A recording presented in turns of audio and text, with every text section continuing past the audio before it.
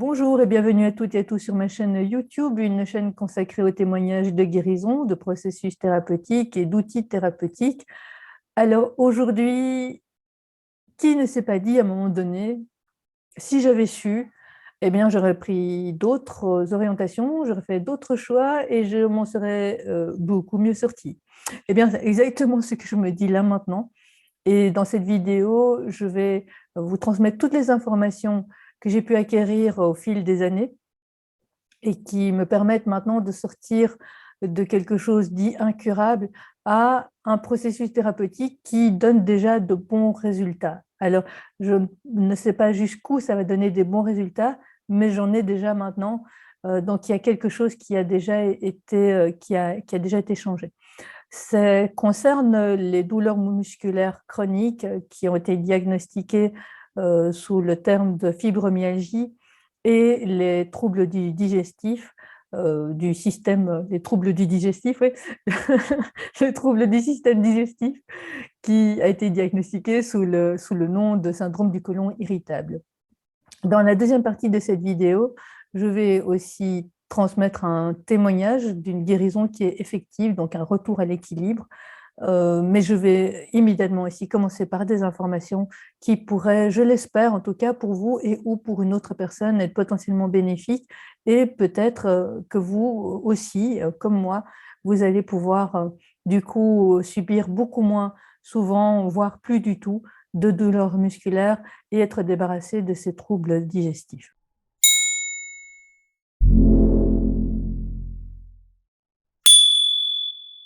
Première partie, donc les informations. Eh bien, lorsqu'on a des douleurs musculaires au niveau des épaules, au niveau du cou, au niveau du dos principalement, moi c'est plutôt les épaules et le dos, entre autres, eh bien, ça peut être lié à un problème du diaphragme. Le diaphragme, c'est, je ne veux pas parler comme un médecin parce que je n'en suis pas une et je ne vais pas jouer à ça, mais je vais quand même devoir dire certains termes et essayer de vous rendre à vous les informations telles qu'elles m'ont été transmises le mieux possible et telles que je les ai bien comprises. Eh bien, donc le diaphragme, c'est comme une sorte de sac fibreux, de muscles qui contiennent des organes tels que les intestins, l'estomac, etc. Et il est très lié à la respiration parce que lorsque l'on inspire, le diaphragme descend, lorsque l'on expire, le diaphragme remonte.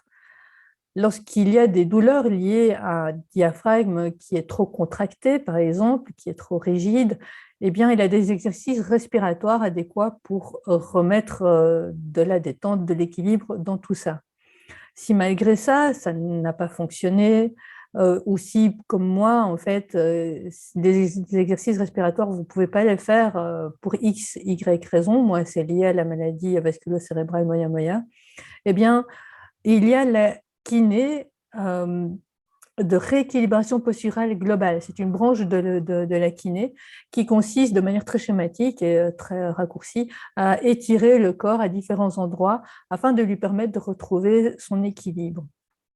Si malgré ça, en fait, vous avez toujours ces douleurs, qu'elles reviennent de façon récurrente avec des pics d'intensité insoutenables, eh bien, il est intéressant d'aller voir au niveau du bassin. Est-ce que le bassin est bien positionné? Est-ce que les hanches sont bien positionnées également? Et là, on peut se faire aider par un ostéopathe parce que parfois, c'est quelque chose qui est bloqué ailleurs et qui vient mettre un problème au niveau du bassin. Si, malgré le rééquilibrage fait par un ostéopathe, le bassin est instable, eh bien, cela explique pourquoi, si le bassin est instable, le diaphragme, lui, cette espèce de sac qui repose sur le bassin étant comme une sorte de socle, le diaphragme étant mobile, eh bien, il ne peut pas, sur un socle instable, fonctionner de manière adéquate. Voilà, de façon stable, en fait. Pour voir au niveau du bassin ce qui le rend instable, ce qui est intéressant, c'est d'aller voir au niveau des jambes. Est-ce qu'il y a suffisamment de tonus musculaire? Et s'il y en a, est-ce que ce tonus musculaire est équilibré? Autrement dit, est-ce que les réflexes musculaires de stabilisation de la jambe, de chaque jambe, est adéquat. Est-ce que ça fonctionne ou est-ce qu'au contraire, ça ne bouge pas? Donc ça, vous pouvez le voir notamment avec un kiné, avec certains exercices, et vous pouvez pallier à ça avec un kiné également qui va vous donner des exercices adéquats pour réactiver la boucle neuromusculaire, pour refaire revenir cet automatisme musculaire pour stabiliser la jambe. Parce que si les jambes sont instables, si les réflexes musculaires de stabilisation ne fonctionnent pas bien, ça va créer de l'instabilité au niveau du bassin, qui va créer de l'instabilité au niveau du diaphragme. Et donc, il y a des muscles qui vont essayer de compenser le déséquilibre à un endroit. C'est les muscles à un autre endroit vont essayer de compenser en travaillant beaucoup plus et même trop au point de se contracter. Et donc, en fait, c'est ça qui explique que les douleurs reviennent de plus en plus, et plus on fait des mouvements, plus on bouge et plus on fait certains types d'activités, plus ces douleurs reviennent. Il est aussi intéressant de faire attention à la manière dont le corps, l'équilibre du corps se fait au niveau de la voûte plantaire. Donc la répartition de l'équilibre du corps quand vous marchez du talon jusqu'à la pointe. Parce que là aussi, parfois, il y a quelque chose à faire, et c'est vraiment chez un bon kiné qui va réajuster à chaque séance et vous donner aussi des exercices quotidiens chez vous et des étirements quotidiens à faire, qu'on peut arriver à cette situation où, comme moi en tout cas, là maintenant, normalement, à cette période-ci, j'aurais déjà eu un pic de douleur avec une intensité plus, au point que je ne sache plus bouger et que je doive aller en catastrophe chez un ostéopathe, etc. Alors, je vous ai parlé. Non, autre chose qui était important, si j'avais su à l'époque, eh bien, c'est lorsque le corps est contracturé à différents endroits, ce n'est pas 2, 3 séances, quelques petites séances de massage décontracturant qui vont permettre de faire immédiatement du renforcement musculaire. Il faut vraiment être sûr que le corps soit suffisamment décontracturé un peu partout pour pouvoir vivre un renforcement musculaire. Et ça, la kiné en rééquilibration posturale globale me l'avait expliqué comme ceci, là maintenant. C'est le muscle, c'est un peu comme un élastique. Si vous le mettez dans un tiroir pendant plusieurs mois, voire plusieurs années, et que vous ne l'utilisez plus, si vous le ressortez du tiroir, si vous faites ça dessus, il casse. Eh bien, vos muscles, c'est pareil. Il ne faut pas immédiatement faire une pression s'ils n'ont pas eu cette souplesse et cet exercice quotidien. Donc, éviter le renforcement musculaire sur un corps qui est encore trop contracturé, parce que ça crée plus de problèmes qu'autre chose. Et ça, je l'ai vécu de façon assez récurrente, en fait. Alors, le temps pour décontracturer ce qui a décontracturé peut être très long, mais ça vaut la peine vraiment de le prendre, ce temps, si vous ne voulez pas chaque fois revenir à encore pire qu'avant, en fait. Je vous ai parlé maintenant du syndrome du côlon irritable, donc un trouble du fonctionnement naturel du système digestif qui s'exprime soit de façon haute à travers des reflux gastriques et des douleurs, des brûlures à l'estomac, soit de façon basse par des constipations et ou en alternance avec des diarrhées fréquentes et des douleurs abdominales. Quoi qu'on mange d'ailleurs, on peut manger de la salade un jour, n'avoir aucun problème, 2 jours plus tard manger de la salade et puis se réveiller la nuit avec des douleurs abdominales intenses et des diarrhées fréquentes. Donc, pourquoi il y a un lien? En fait, moi, dès le départ, j'avais remarqué que plus mes douleurs musculaires augmentaient, plus j'avais de troubles digestifs. Et peut-être, effectivement, je pouvais me dire que c'était psychologique, c'était voilà, de manière symbolique, toutes ces douleurs. m'amenait à exprimer oui, blablabla. Et je ne suis pas tellement pour tout psychologiser, je ne suis pas tellement pour rien psychologiser non plus. Je me disais, il doit sûrement y avoir un lien. Et effectivement, c'est l'ostéopathe qui m'a expliqué ça, c'est que s'il y a un problème au niveau du diaphragme, du sac, si à un moment donné, il est rétréci par une contracture, donc par le fait qu'il y ait ça dans le sac, eh bien, il y a moins d'espace dans ce sac. Et s'il y a moins d'espace, les intestins et l'estomac, qui sont des muscles en tant que tels, ont moins d'espace pour fonctionner naturellement. Donc, ils sont plus à l'étroit, donc ils fonctionnent moins bien. Du coup, il y a des problèmes digestifs.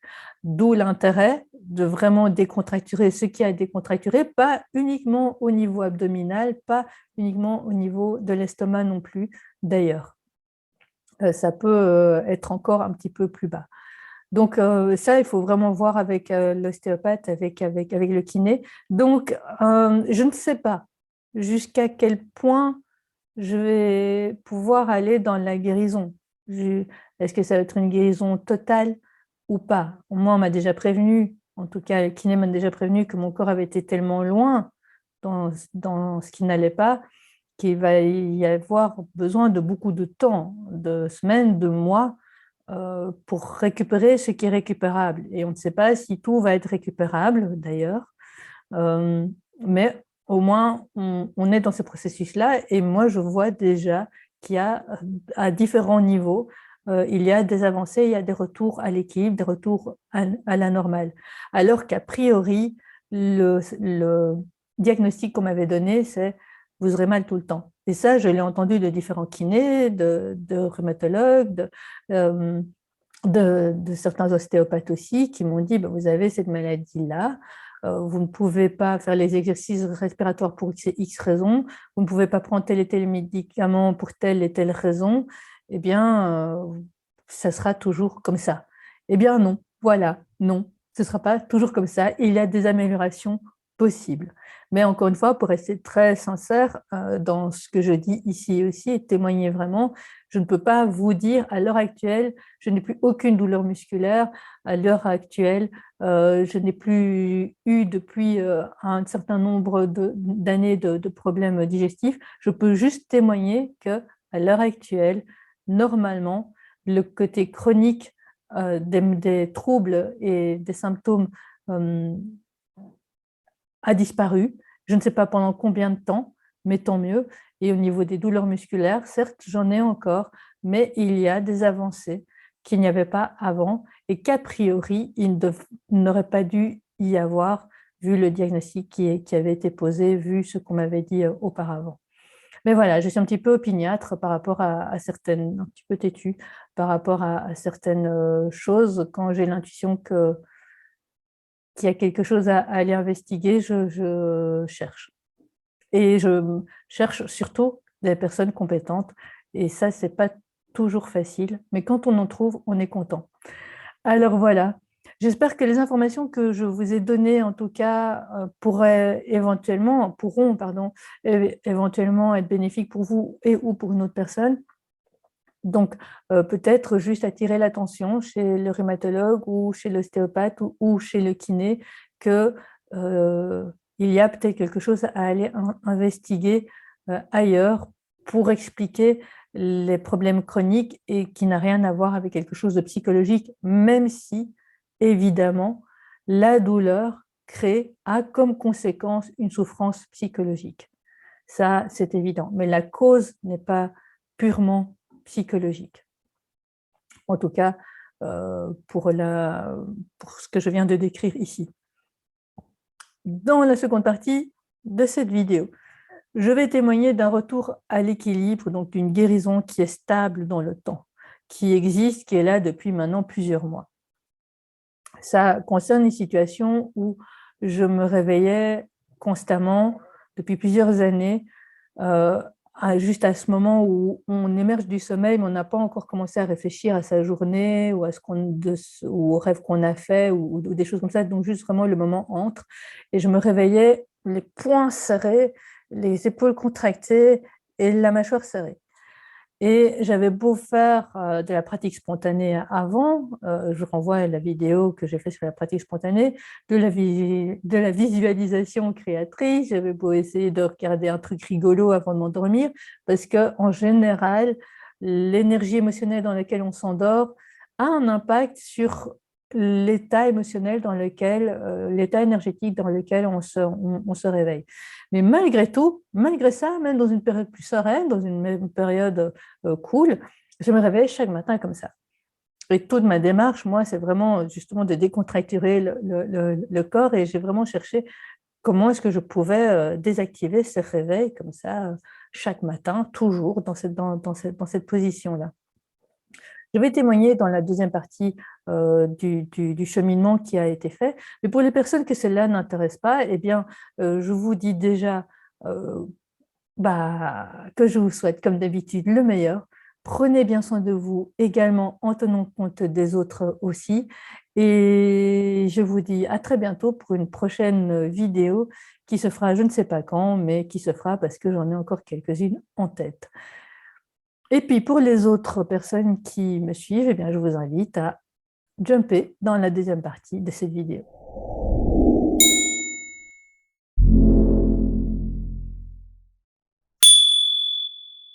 Rebonjour ou bonjour aux personnes qui ont cliqué sur cette deuxième partie ici. Si vous avez cliqué sur cette deuxième partie ici sans voir la première partie de la vidéo, je vous invite à juste regarder la fin de la première partie pour savoir de quoi il s'agit exactement.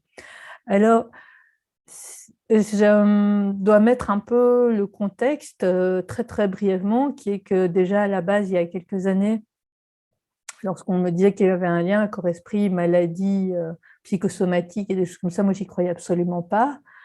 Ensuite, quand même, je me suis ouvert à l'idée qu'il pouvait y avoir un lien entre le corps et l'esprit, donc que au niveau des maladies, il pouvait peut-être y avoir un lien avec le psychisme.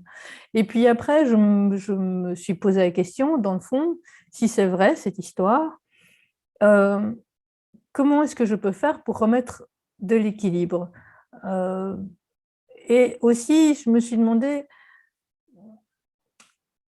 si je travaille sur le psychique, qu'est-ce que ça va avoir comme impact sur le corps humain? Et donc, je suis un peu dans cette optique-là, de manière très, très brève, et point.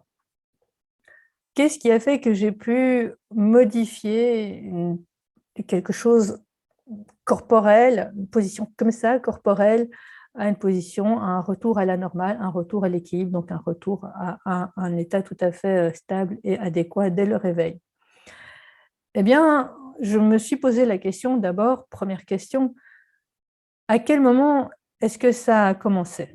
Donc j'ai dû aller un peu chercher dans ma mémoire parce que ça durait depuis quelques années, puis je me suis posé la question, qu'est-ce qui s'est passé à ce moment-là? Alors c'est une période de ma vie où je n'ai pas forcément envie de me souvenir, d'aller rechercher dans mes souvenirs, je me souviens juste de la coloration émotionnelle. Et donc voilà, c'est tout, j'avais nommé ça et point. Coloration émotionnelle, ok, mais je n'étais pas du tout dans une disponibilité intérieure d'aller non seulement me souvenir de ce qui s'était passé à ce moment-là, mais également des traumatismes dans mon passé familial, dans mon enfance, mon adolescence, dans ma vie intra-utérine, ce qui s'était éventuellement passé au niveau de mes ancêtres, etc. Je sentais que ce n'était pas juste pour moi, il y a des moments pour, il y a des moments ou qui ne sont pas pour, et clairement, je n'avais pas envie de faire ça, même si je trouve ça très courageux, les personnes qui le font. C'est pas une façon de dénigrer, loin de là, c'est juste que pour moi, à ce moment-là, ce n'était pas juste, je ne le ressentais pas juste. Ensuite, ce qui s'est passé, c'est ce que j'appelle la caméra intérieure. Alors, un enclenchement de la caméra intérieure. C'est-à-dire que c'est comme si j'avais une caméra à l'intérieur de moi qui filmait tout. Tout ce qui se passait en moi, ma météo intérieure d'une certaine façon, et tout ce qui se passait à l'extérieur, dans mon environnement. Dans l'instant présent, au temps présent, qu'est-ce qui se passait? Et la vie est mouvement, donc la vie m'a amené des choses qui, dans m'ont impacté, des choses extérieures qui m'ont impacté intérieurement, et vice-versa. Et ma caméra, elle enregistrait tout ça. Pourquoi je parle des caméras intérieures? Parce qu'une caméra, ça n'intervient pas, ça ne juge pas, ça n'émet pas d'avis, il n'y a pas de réflexion, ça ne fait qu'enregistrer. Et pendant cette période-là, je n'étais pas moi-même devenue une caméra. Donc je n'étais pas toujours dans une espèce d'observation neutre, sans intervenir, sans intervention, sans émotion, sans réflexion. Non, pas du tout. Je restais moi-même avec mon dynamisme, mes qualités, mes défauts, mon tempérament, mes émotions. Mais voilà, je restais juste moi, mais tout ça continuait à être enregistré, l'impact de ce qui se passait en moi sur l'extérieur, l'impact de l'extérieur sur ce qui se passait en moi aussi. Cette fonction, pour les personnes qui se disent ouais, c'est sympa, mais comment développer ça? Cette caméra intérieure, en fait, j'ai observé qu'elle s'était instaurée, intégrée à un fonctionnement chez moi grâce aux méditations. Quand je suis en méditation, je ne suis pas en caméra, je suis un peu comme une vache qui regarde le train de ses pensées défiler devant elle.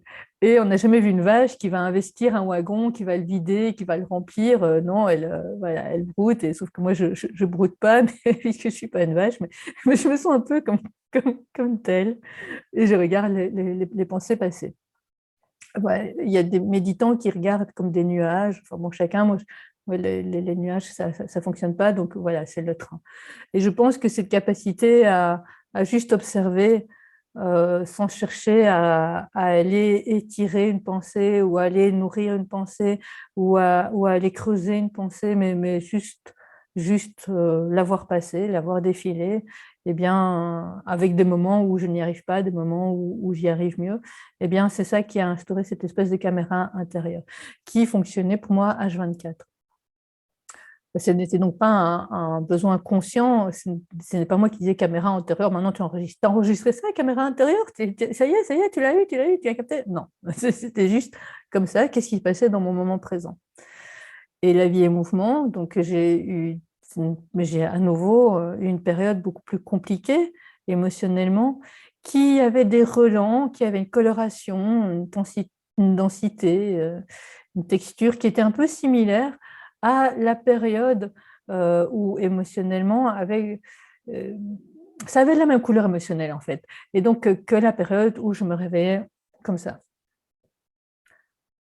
Et voilà, je l'ai nommé, et la caméra a continué à enregistrer. C'est tout. Et à un moment donné, quand cette période est devenue plus douce pour moi, plus facile, et que les choses redevenaient plus soft, eh bien, c'est comme si la caméra s'était éteinte, et avant de s'éteindre, elle m'avait envoyé les meilleurs moments, comme des flashbacks. Et dans ces meilleurs moments, je venais à ma conscience, je voyais en fait que dans cette situation de coloration émotionnelle compliquée, j'avais eu des comportements différents, des réactions différentes, des comportements nouveaux, mais pas que, une réaction différente qui, certes, n'avait pas fait que tout d'un coup je n'avais plus mal, mais que j'avais un autre rapport à la douleur, et que ça durait un petit peu moins longtemps, et que je n'étais plus aussi submergée, mais que j'étais un petit peu submergée, certes, mais qu'après, ça retrouvait vite son équilibre. Et je me suis dit, tiens, dans le fond, dans cette situation quasi similaire à celle où a débuté le réveil comme ça, maintenant, il y a quelque chose qui a changé en moi et qui réagit mieux, et je m'en sors mieux. Et le fait de prendre conscience de ça a dissolu une croyance qui s'était réactivée lors de la période où je me réveillais comme ça. Une croyance, pour moi, ça agit comme une réalité. C'est comme une sorte d'algorithme psychique qui tout d'un coup est réactivé, et qui a plein d'implications, plein d'impacts, et qui peut avoir comme impact qu'au niveau physique, on réagisse comme ça. D'ailleurs, quand on a très peur, le corps réagit d'une certaine façon. parce que on peut par exemple voir une araignée, avoir la croyance que cette araignée est dangereuse, et on réagit comme ça, alors qu'en fait l'araignée elle n'est pas dangereuse, mais la croyance fait que on se dit ouais, cette araignée, il y a une araignée, je suis en danger. Donc c'est une croyance. C'est une croyance héritée du passé, et le comportement de réaction est un comportement de stratégie de survie en fait. Et le fait de me rendre compte que j'avais mieux réagi là, maintenant, euh, que la caméra m'avait montré, caméra intérieure m'avait envoyé des flashbacks, des situations où j'avais eu des nouveaux comportements et que les choses s'étaient passées beaucoup mieux pour moi. La période avait été, je m'en étais sortie de façon plus indemne, on va dire. Eh bien, ça a vraiment dissolu, cette expérience émotionnelle-là, du vécu, de je m'en sors mieux, a vraiment dissolu la densité, l'impact de la croyance qui faisait que je me réveillais comme ça. Et j'ai commencé à sentir, ça c'est l'autre phase, observer ce qui se passe au niveau du corps, parce que oui, c'est bien sympa de se rendre compte qu'on réagit mieux. J'ai commencé à observer au niveau du corps ce qui se passait, et j'ai ressenti ici, au niveau de la paume de la main, un petit point d'abord. Sensation différente au niveau de la paume, dans chaque main.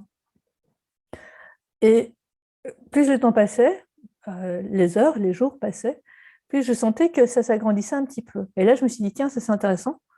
J'ai envie, du coup, d'aller refaire une séance de méthode Rosen. Et pour la méthode Rosen, je vous invite, pour ceux qui n'ont pas encore vu, à regarder cet échange que j'ai eu et qui est filmé et qui est présent sur ma chaîne YouTube, que j'ai eu avec la praticienne Anne Closset concernant la méthode Rosen. Et donc, je suis retournée chez elle sans lui dire, tu sais, je me réveille comme ça, je voudrais me réveiller comme ça. Je voulais juste voir ce que ça allait avoir comme impact. Et ce que ça a eu comme impact, en fait, c'est que le lendemain, quasi, eh bien, je me suis réveillée non plus comme ça, mais ça a commencé à se détendre, en réalité. Et plus le temps passait, plus les jours passaient, plus cette sensation bizarre que j'éprouvais augmentait jusqu'à prendre toute la paume, jusqu'à prendre toute la main, les deux mains. Et finalement, j'ai retrouvé cette souplesse. Et finalement, le matin, je me réveillais, les épaules normales, dans un état normal, les mains normales, la mâchoire dans un état normal. Alors évidemment, il y a encore certains jours ou certaines nuits qui sont plus compliquées, et donc voilà, mais ça n'a plus rien à voir, c'est tout à fait normal, tandis que cette position-là n'était absolument pas du tout normale. Euh, je pense que ce qui est intéressant dans ce que je viens de témoigner ici, c'est qu'il n'est pas toujours nécessaire d'aller investiguer des choses très compliquées, très douloureuses, de retourner dans les souffrances d'un passé lointain, même si pour moi c'est toujours intéressant, mais ce n'est pas forcément nécessaire pour remettre de l'équilibre dans son corps humain, dans le fonctionnement de son corps humain. Je pense qu'il n'est pas forcément nécessaire de prendre des anxiolytiques ou des décontracturants pour que certaines choses se déverrouillent. Je pense qu'il est intéressant aussi que lorsque l'on a déverrouillé certaines choses, ça puisse être contenu, ça puisse être non pas contenu, mais plutôt accompagné, soutenu, aidé, favorisé par un autre thérapeute, méthode Rosen ou alors kiné, parce que j'ai oublié de dire, mais autant pendant 1 an, j'avais reçu chaque semaine une séance de rééquilibration posturale globale avec des étirements, ça n'avait rien changé. Autant une fois que la croyance s'était dissolue, et j'avais intégré qu'il y avait quelque chose de différent en moi, eh bien, les séances kiné qui ont suivi, l'étirement a vraiment apporté plus encore, a vraiment aidé, a vraiment amélioré le retour à la souplesse. J'en suis sûre et certaine, ça a vraiment accéléré quelque chose. La méthode Rosen et la kiné a vraiment changé quelque chose.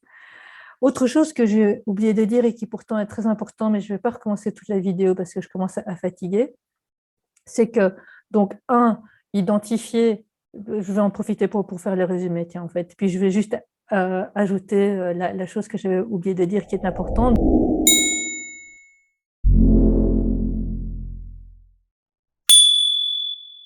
Donc, première étape, c'est de se dire, OK, quand est-ce que ça a commencé, ça, ce problème-là? Quelle était la couleur émotionnelle? Parce que je n'ai pas envie de me souvenir de chaque événement, mais la couleur émotionnelle, ça, par contre, je peux m'en souvenir. OK, je la nomme. Pour moi, c'était peur, de façon évidente. Et donc, ce que j'avais vécu à ce moment-là avait réactivé une croyance qui était j'ai raison d'avoir peur, hein, il faut se protéger. Et donc, nommer ça, point. Ensuite, retour dans l'instant présent. On enregistre, caméra intérieure, ce qui se passe, comment on réagit. Ensuite, après ce certain temps, laps de temps où on a enregistré une période où tout va bien et une période où les choses sont plus compliquées, il y a comme une sorte de flashback des meilleurs moments où on a un retour sur, dans certaines situations, à certains moments, on a réagi de façon beaucoup plus différente, plus adéquate, en tout cas plus respectueuse envers soi-même, envers ce qui se passe, euh, en tout cas de manière beaucoup plus juste, beaucoup plus équilibrée et équilibrante. C'est l'acter. Et ce que j'ai oublié de dire aussi, c'est euh, que la phase aussi qui est très importante à mon sens, c'est une fois que le mental a dit OK, ça va, j'ai des nouveaux comportements, je fonctionne mieux, c'est que le mental s'adresse au corps humain euh, et lui dit, tu vois, tu as revécu de nouveau une période qui est très compliquée, mais maintenant, je suis là. Et le mental peut s'adresser avec l'aide du cœur. Dans le cœur, il y a de l'amour, c'est d'aller chercher l'amour qu'il y a dans son cœur, la bienveillance, si l'amour est difficile à aller trouver, et si la bienveillance et l'amour sont difficiles à aller trouver dans son cœur ou dans son âme, eh bien, c'est d'aller chercher le respect inconditionnel de soi-même, en fait. Et, et de dire, en fait, au corps humain, tu vois, en fait, avant, je réagissais comme ça, mais maintenant, dans une situation similaire, avec des choses un peu similaires, je réagis différemment. Et surtout, je reste avec toi, je suis à tes côtés. Alors, je n'ai pas un impact sur ce que les autres te font, sur ce que la vie te fait, mais je n'ai pas cette capacité de là, mais par contre, je suis avec toi, je suis à tes côtés. Et ça réunifie. C'est comme les 5 membres d'une même équipe dont j'ai parlé dans le témoignage précédent de guérison. Les 5 membres d'une même équipe, c'est donc le corps humain dans lequel le corps humain dans lequel 2 vient s'incarner un esprit qui est l'âme à la naissance du corps humain, à la création du corps humain. 3, le centre émotionnel, le cœur. 4, le mental. Et 5, le psychisme. Et donc, faire communiquer tout ça dans la bienveillance, le respect inconditionnel à minima ou l'amour, c'est un amour beaucoup plus pur lorsqu'on va chercher dans l'âme. Mais même si on ne parle pas d'âme ou d'amour pur, au moins à minima, le respect inconditionnel de soi-même et le respect et la reconnaissance de l'importance et de l'intelligence et des besoins de chacun, de l'intelligence plutôt. Autre chose très importante aussi à dire pour terminer les différentes étapes dans ce résumé que je fais ici, c'est qu'il y a eu un travail thérapeutique conséquent entre le moment où a commencé ce réveil comme ça et le moment où j'ai commencé à me réveiller de manière tout à fait normale, dans un état musculaire équilibré, normal. Donc, il y a eu un travail thérapeutique conséquent avec un jeune psychiatre, combiné à des voyages chamaniques de guérison. Et tout cela, évidemment, a participé à un changement, parce que c'est comme si, de façon imagée, parce que je n'ai pas envie d'entrer dans des détails, on est quand même sur YouTube ici, de façon imagée, c'est comme si, avant, en moi, c'était un grand territoire dans lequel il y avait des méthodes d'agriculture où on utilisait beaucoup de pesticides, où on voulait bien de certaines semences, mais pas d'autres, et où on pensait surtout en termes de rentabilité et d'être le plus fructueux possible. Et le changement qui s'est instauré, je ne l'avais pas anticipé, je ne savais pas que ça allait se passer comme ça, mais maintenant, a posteriori, j'en ai conscience, c'est qu'au lieu d'utiliser ce type d'agriculture avec des pesticides et une sélection très, très dure de ce qui est accepté, de ce qui n'est pas acceptable, dans une idée aussi d'être très fructueux, c'est en fait plutôt une agriculture où se vit la permaculture. Je ne peux pas l'exprimer de façon plus concrète et plus symbolique également que ceci. Et dès qu'il y a un changement comme ça, eh bien, il y a un changement aussi dans le rapport que l'on peut avoir par rapport à soi-même, par rapport aux autres, par rapport à l'environnement, même si, évidemment, dans toute progression, il y a des moments où on dégringole un peu, où il y a un petit retour en arrière, comme ça, il y a un peu les mauvais, pas les mauvais, mais les anciens réflexes de résistance qui reviennent, mais ça dure moins longtemps. Et c'est ça qui est le plus intéressant.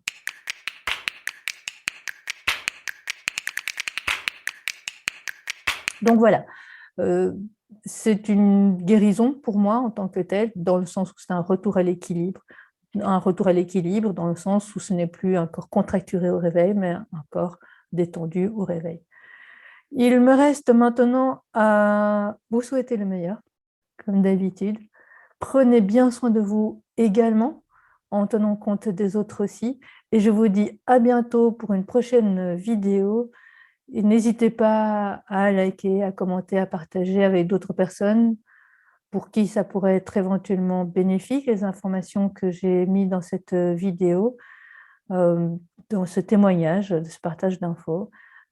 Apprendre en tant que tel, toujours, je le rappelle.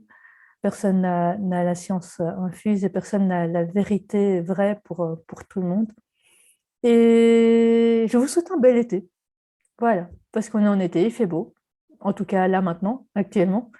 Est-ce qu'on est en été maintenant? Je ne sais pas. J'ai jamais été très... En tout cas, c'est le retour à la belle saison, ça c'est clair. Donc je vous souhaite une très belle saison. À bientôt. Au revoir.